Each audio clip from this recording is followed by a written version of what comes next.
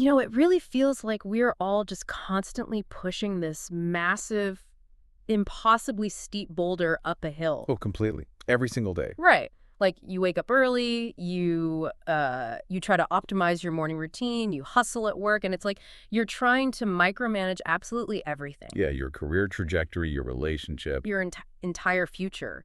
There is just this intense, almost, I don't know, suffocating pressure today to just force success into It's existence. exhausting. It really is. And, if you aren't succeeding, well, the cultural implication is basically that you just aren't pushing your boulder hard enough. You lack grit or vision or whatever the buzzword is. Exactly. And frankly, it is kind of the defining psychological characteristic of modern life. Yeah. We operate under this grand illusion that if we just turn the right dials, Read the right productivity books. yes, pull the right levers, we can control the outcome of our lives with this absolute, scientific precision.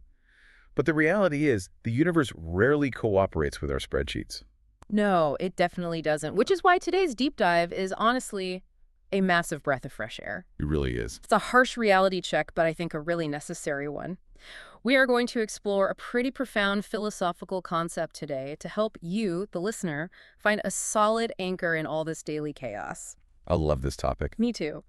So our source today is this fascinating essay by an author named Su Feng, and it's titled Adapt to Circumstances, the State of a Celestial Being. And nestled right at the heart of this essay is an analysis of a very famous ancient text called the Cold Kiln Prose poem. And we should probably clarify right up front, when the text talks about achieving a celestial state, it is not talking about growing wings or floating through the clouds. Right, no magical superpowers here. Exactly. No magical enlightenment. It's actually talking about a really grounded psychological and spiritual baseline. It's about mastering the incredibly difficult art of accepting life exactly as it unfolds in front of you. Stripping away the ego. Yes, and releasing that desperate, white-knuckle detachment to controlling every single variable in your day. It is the ultimate counter-narrative to that hustle culture we were just talking about. It truly is. This text fundamentally challenges our modern obsession with control. But what's truly compelling is the promise it makes if you can actually pull this mindset off. Wait, there's a promise. Yeah, it suggests that by understanding the sheer undeniable power of fate and timing, like natural tides of life, we actually discover a way to fulfill our deepest desires with minimal cost to our sanity.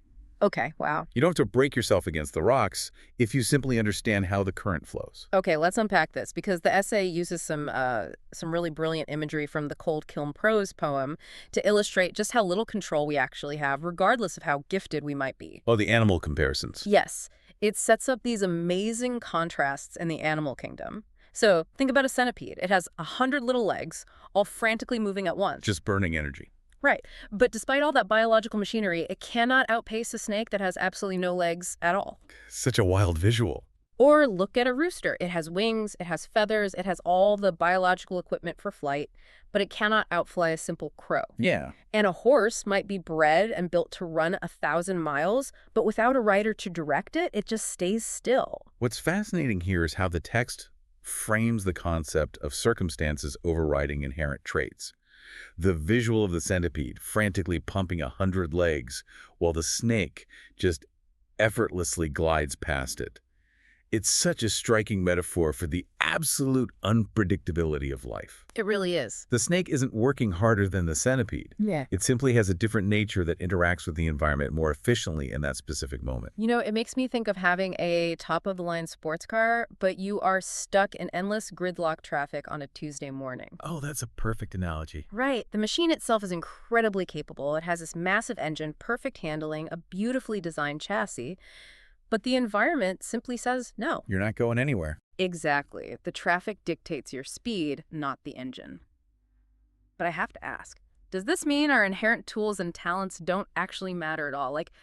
Are we just totally helpless participants waiting for the traffic to clear? No, not at all. Yeah. The text doesn't argue that talent is useless or that the sports car in your analogy is a worthless vehicle. Okay, good. It argues that without the right circumstances, without the proper timing and environment, even the most spectacular things lose their power to affect change.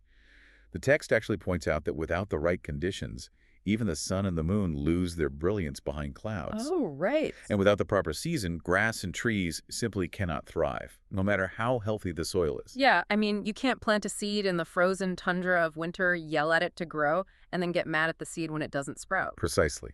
The text is very clear on this. Human endeavors, no matter how grand the aspirations or how high the IQ of the person attempting them, fail without favorable timing. Timing is everything. It is.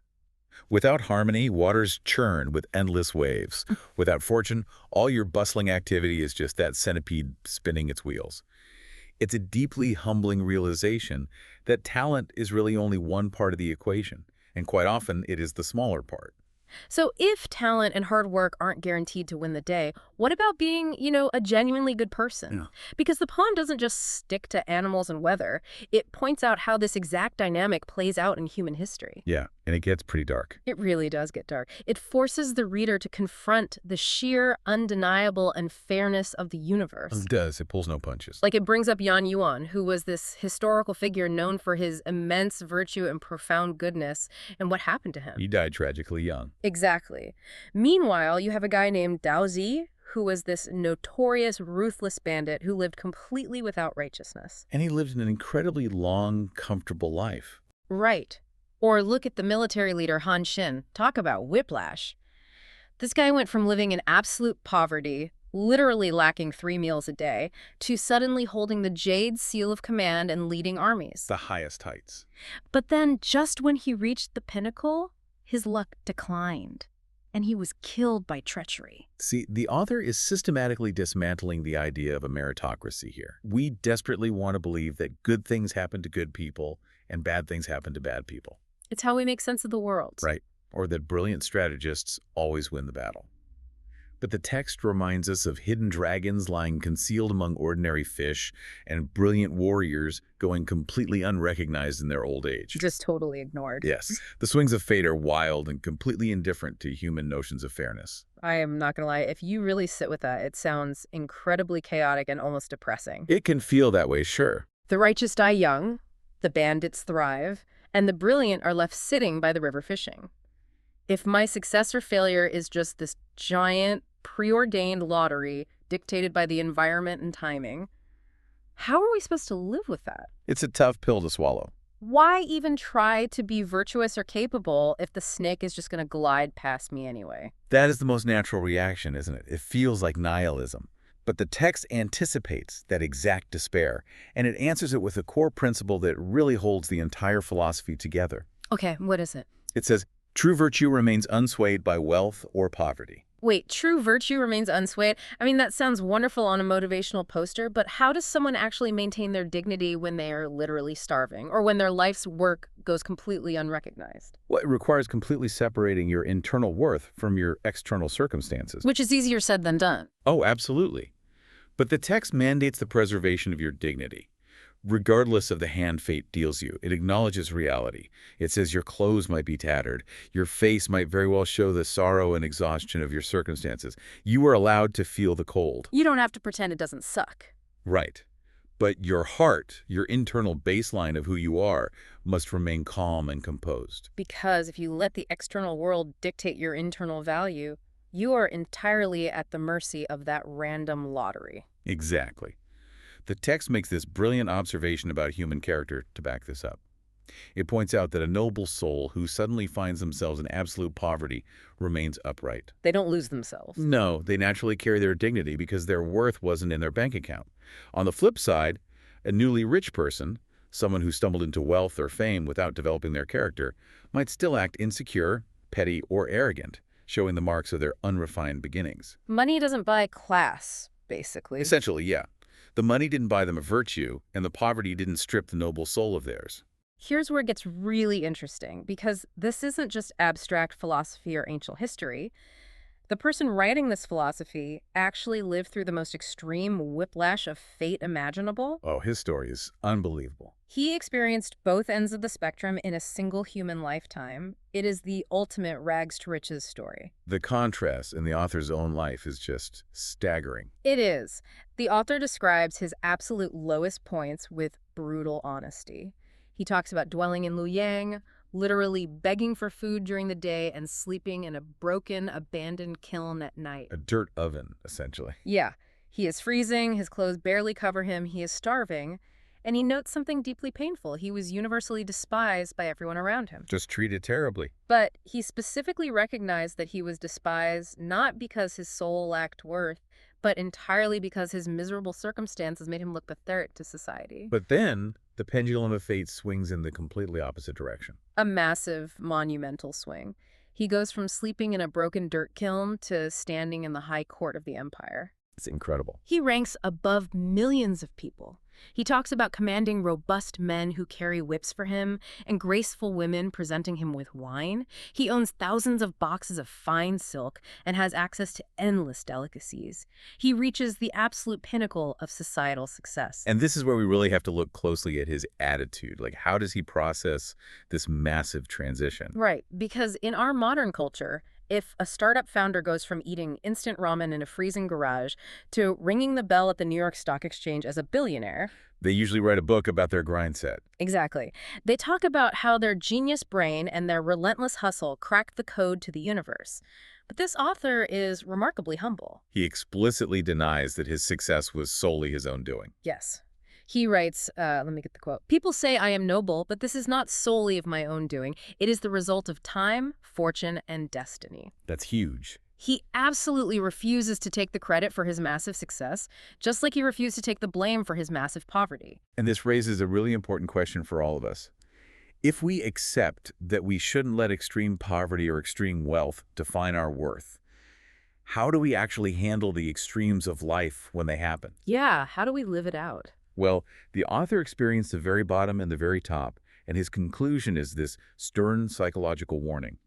He says that wealth should never be exploited to its fullest, and poverty should never lead to self-deception. Wait, what does he mean by poverty leading to self-deception? It means that when you are in that broken kiln, or, when you lose your job, or your project fails, or society rejects you, you shouldn't trick yourself into believing you are inherently worthless just because society is currently treating you that way. Oh, that makes sense. That is the deception. And conversely, when you have the thousands of boxes of silk, when your company goes public or you go viral or you get the massive promotion, you shouldn't trick yourself into thinking you are a god among men who is inherently superior to the person still in the kiln. You aren't fundamentally better. Exactly. Yeah. You have to recognize that both states are just temporary weather conditions brought on by the eternal cycles of the universe. It's about yielding to that natural flow rather than letting the weather define your soul. Which brings us perfectly to Shuofeng's essay, because he takes this ancient text and translates this abstract celestial state into the immediate, modern, everyday. It's a great bridge to the modern world. If we aren't literally living in broken kilns or commanding empires, what does adapting to circumstances actually look like for you, the listener, right now?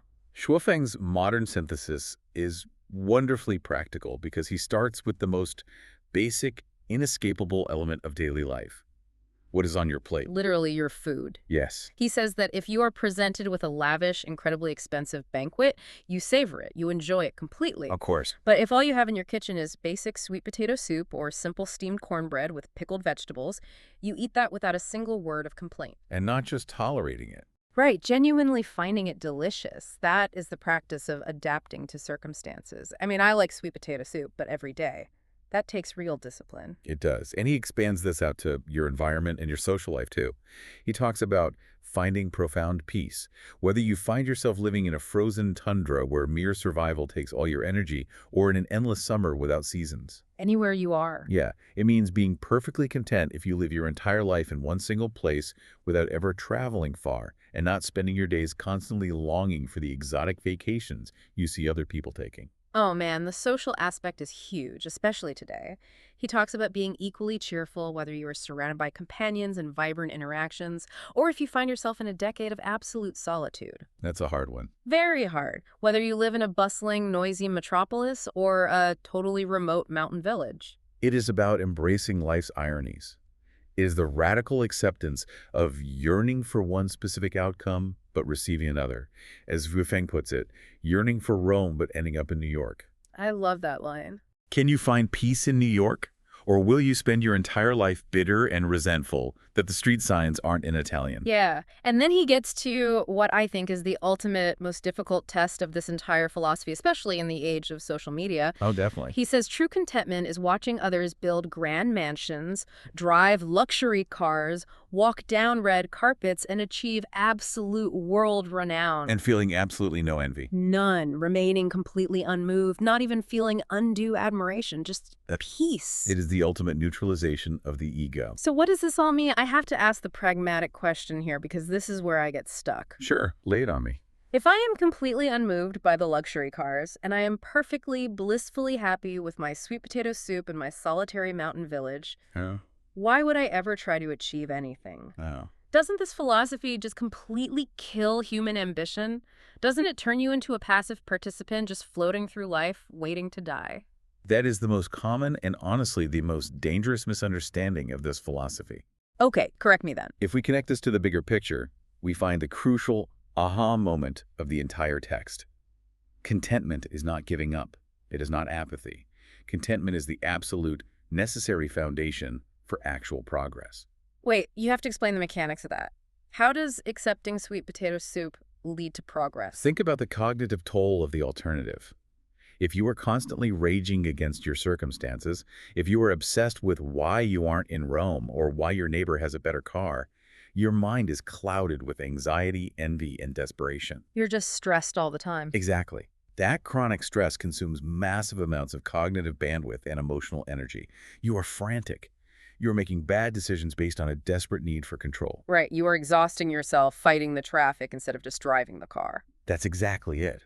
By letting go of the need to force an outcome, you literally free up brain power. By maintaining a stable, calm base, by being truly content where you are, your mind clears. You have more energy to focus. You handle complex matters with ease because your ego isn't wrapped up in the result. And in that state of profound clarity, you can continuously accumulate knowledge.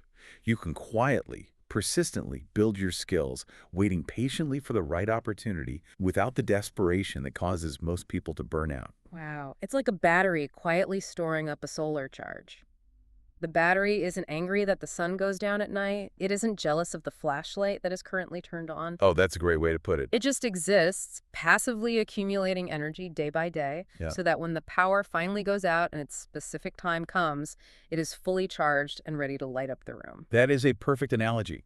Contentment nurtures a positive, resilient mindset. It allows you to dedicate your time, energy, and intellect to your ideals without the toxic, draining interference of desperation. You are preparing the ground so that when your season finally arrives, you are ready to bloom. Which brings us to the final phase of this text, focusing on how action actually happens within this celestial state. Because you are acting. You aren't just sitting still. Right, you are deeply engaged in action. But it is about the power of persistent patience. It is the continuous, daily accumulation of effort. But crucially, stripped of the frantic desperation for immediate results. The text uses these beautiful analogies of natural persistence that really stuck with me. They are very poetic. It compares this specific type of effort to a soft rope slowly sawing back and forth over a piece of hardwood. Or water, just slowly dripping drop by drop, eventually wearing an entire hole through solid stone. Just relentless consistency. I am amazed by the visual of the rope in the water. Soft, seemingly weak things conquering hard, impenetrable things, not by brute force, but just by showing up consistently over time. It is the perfect illustration of what it means to attain the Tao. Let's define that really quickly for anyone who isn't familiar. Sure, in this context, the Tao simply means the natural underlying current of the universe, the way things naturally unfold. When you align with that current, things happen without forced effort. It just flows. Exactly. The text says that when a melon is truly ripe, it naturally falls from the vine. You don't have to rip it off the branch before it's ready. When water flows down a hill, a channel naturally forms. You don't have to panic and dig the trench yourself. You just let the water find its path. You don't force the channel. Man, that connects right back to the beginning, to that suffocating hustle culture we were talking about. It really does. We spend so much of our lives trying to blast a perfectly straight channel through solid granite using dynamite and sheer willpower when we could just be the water, finding the path of least resistance over time and still making it to the ocean. Because when the time is right and the circumstances finally align, your persistent, patient, quiet preparation will naturally intersect with fortune, and that is when success happens effortlessly, like the right melon falling into your hand. What an incredible, sweeping journey this text takes us on. I mean, from the centipede furiously pumping its 100 legs while the snake effortlessly glides by. All the way to the author experiencing the absolute, freezing depths of the broken kiln and the dizzying heights of the high court. It is a profound, timeless reminder that true power isn't found in fighting the tides of your life or raging against your circumstances. True power is found in aligning with them. Absolutely. If you take away anything from today's deep dive, let it be this: building a calm, unshakable internal foundation, finding genuine peace with your sweet potato soup and your morning gridlock traffic is actually the best possible way to prepare for when your sun and moon are finally given the clear sky to shine. So well said. Don't let the poverty of your current moment deceive you into feeling worthless, and don't let the wealth of a future moment inflate your ego. Just be the water. Accumulate your strength and let it flow. We started this deep dive talking about the pressure to push the boulder up the hill, to force your own success through sheer willpower. But I want to leave you with a lingering question directly inspired by the author of the Cold Kiln poem. It's a big one. If extreme success and crushing failure are, as this text insists, largely the result of environment, timing, fortune, and destiny rather than raw merit or hustle, how does that change the way you judge the failures of yourself? And perhaps even more importantly, how does it change the way you view the successes of the people around you?